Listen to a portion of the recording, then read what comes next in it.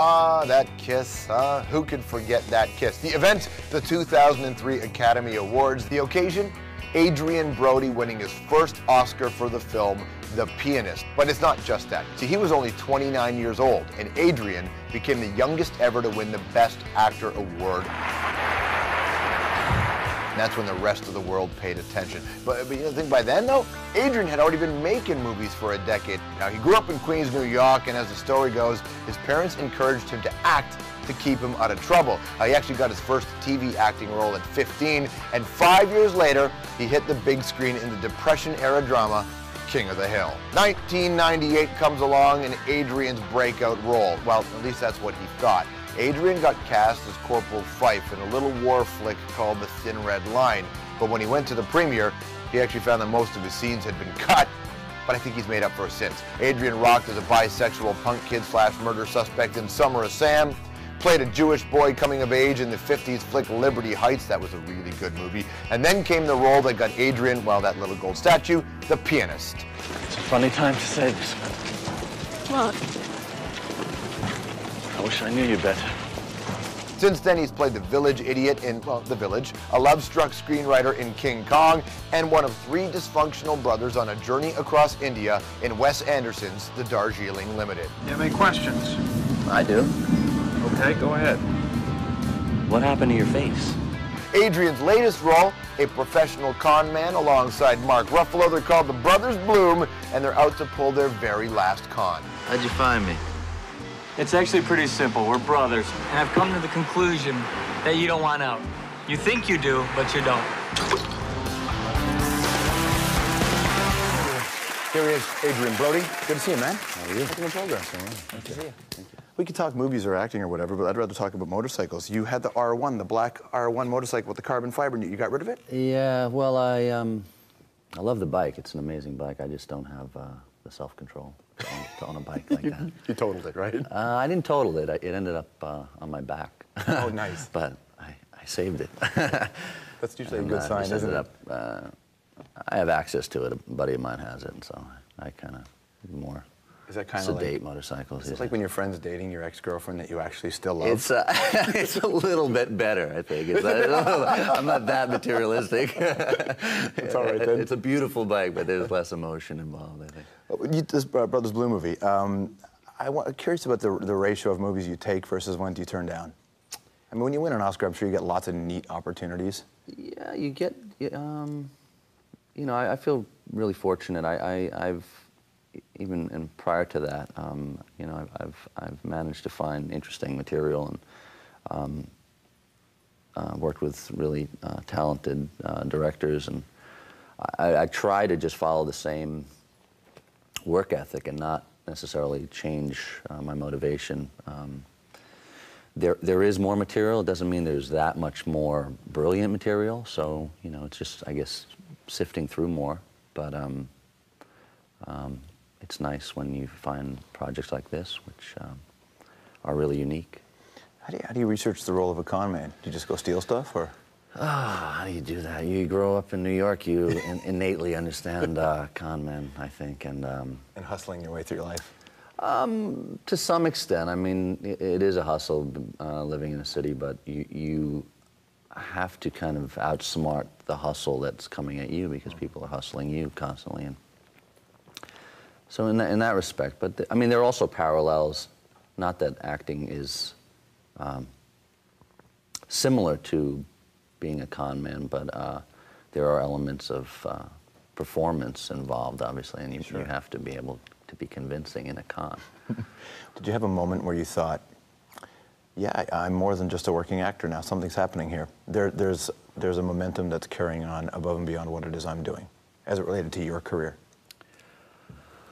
Well, it may be true or maybe not, but I do feel that fortunately I've passed the point of being afraid that I'll never work again, because that is a legitimate fear that most actors face, even incredibly talented actors. You know, there were, you know, many years of my life where I was, you know, working nonstop as an actor, and you know, attempting, you know, to work, and you know, jobs would be as infrequent as 2 years apart, and that's not because I wanted to take a break. It was because they just weren't giving me those roles, and there were less opportunities. So I'm thankful it's a little better than that these days. You know. There are lots of guys who are good at playing the boy characters, and then there are those guys who play the men. You know, and I think certain actors can make the transition as they get older. Others, I think, have a tougher time. And maybe it's them, or maybe it's the audience, or the industry. Do you look at, you know, your career and looking at like wanting to play roles, you know, that allow you to be a man as you become one? Absolutely. I mean, I think, and I guess it relates to what we're discussing, but some of those experiences, for instance, The Pianist, awakened a greater understanding of many things, not just the tragedy that exists in this world, but what we can endure, and what to appreciate and what to not take for granted. And I think that is a big step into manhood. And, you know, I've had other opportunities, but somehow that resonated with me so much that I really, I felt a profound change in me coming home from that. And then that, like I said, the transition from that took a tremendous amount of time to kind of find myself again, find my voice. You know, I put down the hip-hop and the music and the things that inspired me. You put your cell phone away. I disconnected my number. I didn't have an apartment to come back to. I got rid of my car. I came back. I tried to. It was a time where I could do that. It becomes more difficult as you get older. But you know, I literally tried to shed as much as I could in an effort to understand having nothing to come home to. Mm-hmm. As you become more experienced in this job, do you think you may not have to do that to be able to connect with a character? Like I said, it depends on the role. I think some roles require sacrifice, no matter how experienced you are. I look to find roles that are journeys that I don't know already, and that are a risk for me, and that I don't necessarily know how I will interpret the character. Partially because I think it's a necessary evolution to become better at my work, and it'll remain interesting for me and hopefully to people that watch my work who have seen me in one thing, if they see me in something that's entirely different. Yeah, I think that's much more interesting. Bloom is different than The Pianist, for sure. You know? Hopefully. Yeah. You know, it's kind of a buddy picture as well, in a sense. You know, the complicated relationship between you and your older brother. I want to go to another buddy project that's not official, but the rumors about, and of course, you know, the internet's never wrong. But the probably is wrong because I don't know what buddy movie you're talking no, about. it's not a movie. There's always this rumor that you were going to make a hip hop record, and there was talk that the RZA would be involved. Is there any truth to that? Well, I admire the RZA's music. It's funny how that became like a reoccurring thing. I think it must be like on IMDb or something, because it's really not the case. But I like him. I probably could turn him. I have a lot of friends who I'm closer to in that world. I make music. I don't necessarily just make hip hop music. I'm influenced by it because I grew up in Queens and. At the right time.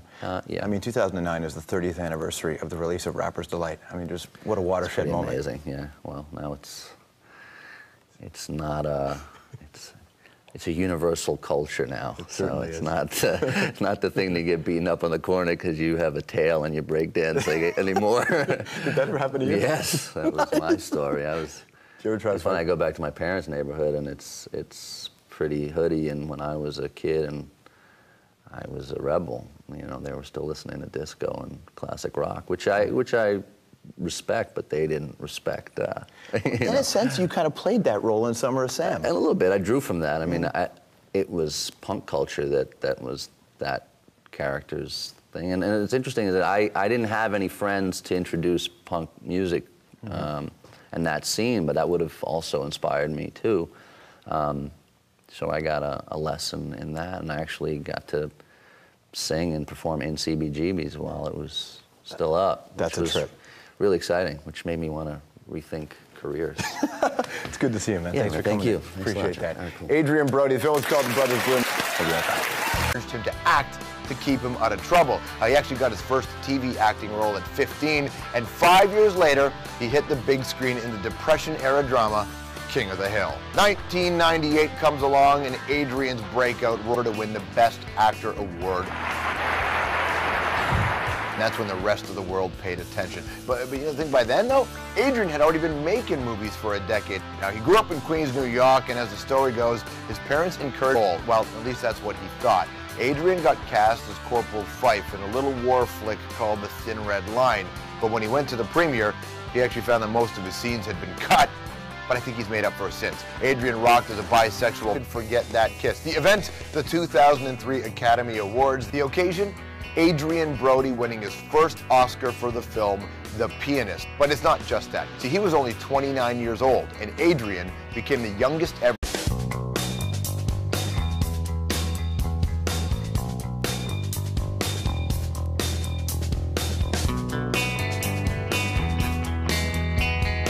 Ah, that kiss, who